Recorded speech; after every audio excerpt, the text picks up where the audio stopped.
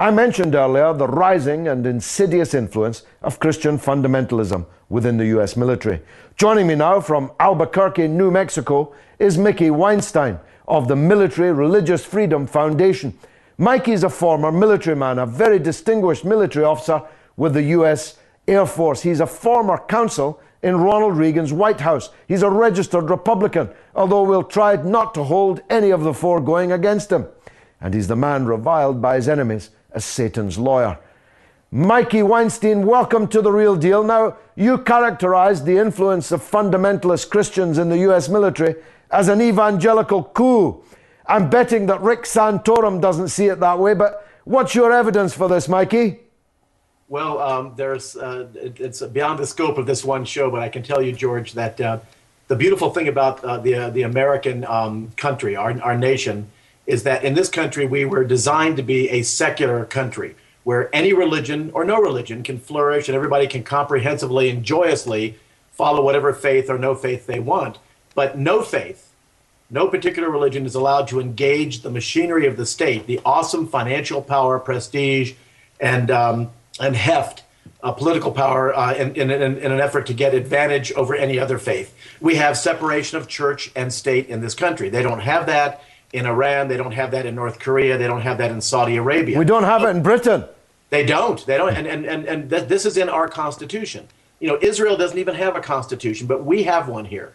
And what we're basically dealing with in this country is what I refer to, and I'm sure someone as intellectual as you is well aware of the famous speech by a former American president, President Eisenhower. His most famous speech, George, was his last speech, where what did he warn the world about and America about? Do you remember? Yes, indeed, the military-industrial complex. Yes. What we're fighting here at the Military Religious Freedom Foundation is indeed a fundamentalist Christian parachurch, military, corporate, congressional proselytizing complex. It is immense. We have currently over 26,000 active duty United States Marines, sailors, soldiers, airmen, cadets and midshipmen at the Air Force Academy, West Point and Annapolis, reservists, National Guard, Coast Guard, and veterans who are our clients. And get this, George, 96% of our clients are practicing Protestants and Roman Catholics being told that they're not Christian enough. Oh, wow. So what we're dealing with is essentially a fundamentalist Christian Taliban within our own military.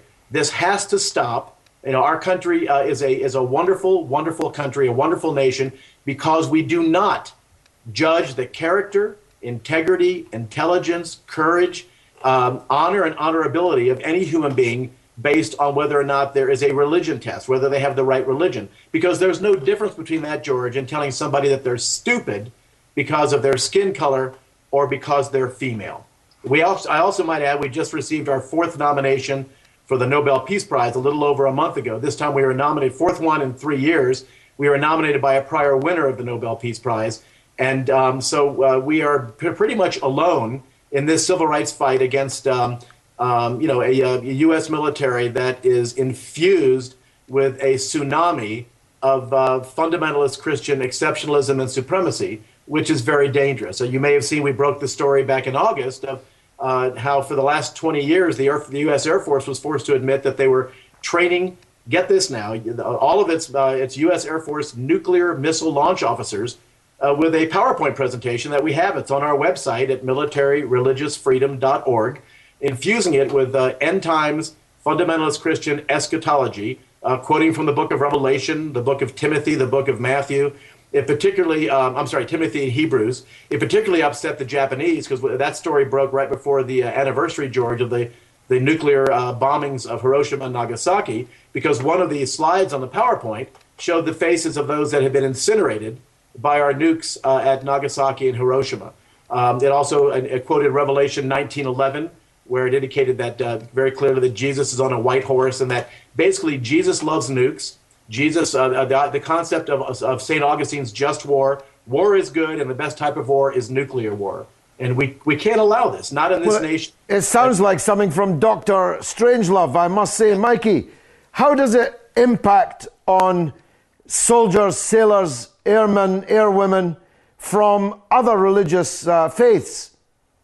It's horrendous. I say again, most of our clients are just not. I mean, if you're Jewish, Hindu, Buddhist, or you're raised as an atheist or agnostic, or a Native American or a Wiccan or a pagan or something like that. How do Muslims get on? Oh, I was going to say, we have over 10% of all Muslims in the U.S. military are my clients, and they are completely marginalized. They go through, again, it's all over our website. They go through a horrific tidal wave again of oppression, marginalization, dehumanization. I testified several times this year on Capitol Hill. We submitted testimony about Muslims in the U.S. military, and it's an absolute disgraceful, shameful situation where they are made to feel as though they are the enemy. They are not trustworthy. Look, we've seen this over and over and over again. The correct solution for the U.S. military is being not just a Christian. You can't be just a Catholic or a Baptist or a Methodist or a Lutheran or an Anglican. You must be the right type of fundamentalist Christian. Please see Michelle Bachmann, see someone like Sarah Palin, see someone like Pat Robertson. We've even been approached by people. This is going on in the Royal Air Force and the Royal Army. We see it everywhere. We even see it in the Israeli Defense Forces in some of the justifications for the invasion of Gaza. It's whenever we see a fundamentalist religious tirade that we get involved. But our focus is on the U.S. military. This is a wonderful nation. It's got a wonderful heart and soul. But it's not going to. It's bad enough when you have the destruction of the wall separating church and state, George, in the police department, or with the the fighters, the sanitation workers, or with the teachers, or even on Capitol Hill, in the Congress. But at least they don't have laser-guided, conventional, and especially nuclear weapons. So, absolutely. Just tell me this, Mikey: is the climate in American politics getting more or less conducive to your argument? I'm looking at Santorum, for example, and absolutely a facsimile of all the kind of bigotry and evangelical fanaticism that you mentioned, and he seems to be thrusting forward. Is this just a Republican Party phenomenon, or is America becoming fundamentalist? Well, I think, first of all, remember, our foundation is a nonprofit, and so we can't take political sides, but I can point out facts. The bottom line is that, for instance, in the state of Texas, which has given us several presidents, one very noted regarding the wars in Iraq and Afghanistan, the Texas Republican Party for the last number of years has had a plank in its platform saying that they want to dispel the myth of separation of church and state. Looking at our political situation, I've always felt that under Republicans, man exploits man. But under Democrats, George, it's just the opposite. So we've given up on both political parties. But I can tell you that basically what we're dealing with here is a situation that you mentioned the movie Dr. Strangelove. There's another movie that you may remember, 7 Days in May, with Kirk Douglas and Burt Lancaster, about a military takeover in this country. And what we're trying to fight is the fact that, it can be summed up in one sentence. We have a fanatical religiosity, and not Sunni or Shia, Wahhabist, fanatical fundamentalist Islam, which should be fought.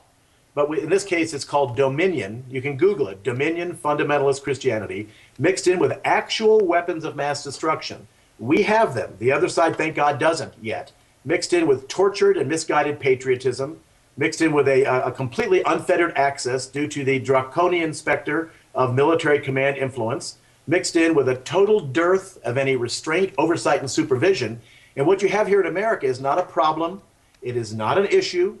It is not a challenge. It is a metastasizing national security threat internally to our country, every bit as much as what we're facing externally in width, breadth, and magnitude by a resurgent Taliban and an al-Qaeda. Religious fundamentalism, as that espoused by the Taliban, the jihadists, the insurrectionists, and al-Qaeda must be fought. But in America, we cannot fight them as the 10th version of the prior 9 iterations of the Crusades. We don't fight in this country for God. We fight for our Constitution. We fight for each other. We don't establish who's better. We could certainly do with less fighting all around. Mikey, that's fascinating, I must say. By the way, you've got my vote for the Nobel Prize. All the best to you. We'll get back to you for updates in the next few months. Thanks very much, Mikey Weinstein.